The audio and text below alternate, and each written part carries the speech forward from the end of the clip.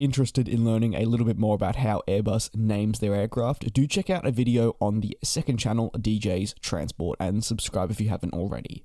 The recovery from the global pandemic has always been something heavily discussed, and for the right reason. It's a moment that'll long live forever in our minds, and something every airline did not necessarily see coming. Therefore, adapting to a situation unlike any other took grit and also determination. However, even as restrictions lift, questions still remain around when carriers will return to profitability, when we'll see the overall recovery of the industry, when certain markets will rebound, when types of aircraft will once again become favourable, and a whole lot more. The questions, you could say, never end. For me, one of the more interesting sides has been that of the development involving widebody aircraft.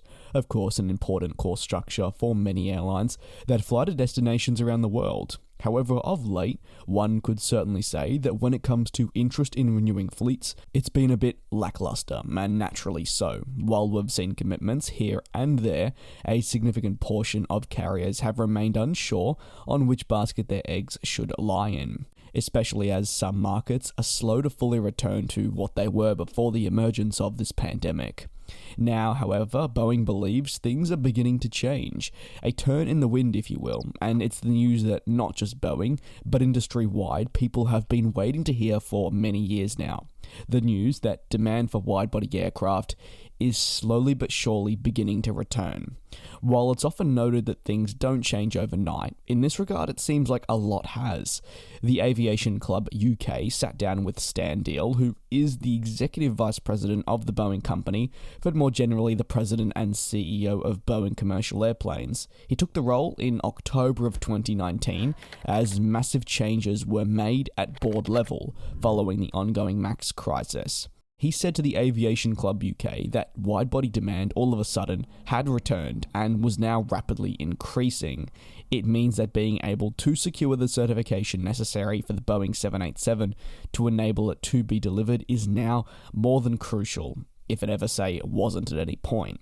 However, getting everything tied together can be difficult, especially following so many years of uncertainty and issues. This can be directly related back to the various problems with aircraft programs. However, more generally speaking, it can relate back directly to the supply chain, which as we know has been a bit of a problem around the world with the sourcing of parts and much more. The conflict ongoing in Ukraine involving Russia as well has certainly not helped this by any stretch of the imagination, and of course the effects of the pandemic, and now everything speeding back up so quickly is another massive issue. Most recently, according to reports, Boeing had to stop production of the MAX in May following specific supply chain delays, meaning they were simply unable to continue with the production of the series for a period of time that was roughly at about 10 days. What do you make of wide-body demand returning within the aviation industry as per American aircraft manufacturer Boeing? Are you excited at what this could mean for deliveries, orders, and much more? Do let me know below in the comments. Thanks very much for tuning into the content over recent weeks. Your support is very much appreciated, like I will always say. Do subscribe if you're new, and I will see you next time.